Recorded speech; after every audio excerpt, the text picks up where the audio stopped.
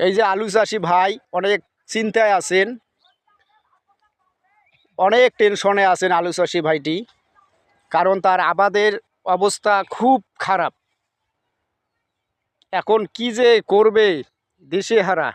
তাই কোম্পানি ভাইদের কাছে অনুরোধ, আপনারা একটু পরামর্শ দেবেন কমেন্টের মাধ্যমে, কি ওষুধ দিলে এই আবারটি ফিরে চলে আসবে অবশ্যই জানাবেন। ভাই আলুর কি অবস্থা? প্রথম তো অবস্থা আলু খারাপ ভাই, আলু টেকবে কি না টেকবে মার্কা নাই। কি কি ওষুধ দিয়েছিলেন ভাই? আলু তো ওষুধ যেটা দেওয়া নাকি শীতের ওষুধ, হ্যাঁ, ওগুলো দিবে নাকি। তো এমন কে গাছ কেমে হলুদ হওয়া নাকছে, এই যে এটা দেন তো না, ধরা পাবা না কি কারণে এটা হলো, এটা কি রোগ এটা তো জানেন না। এটা জানি না।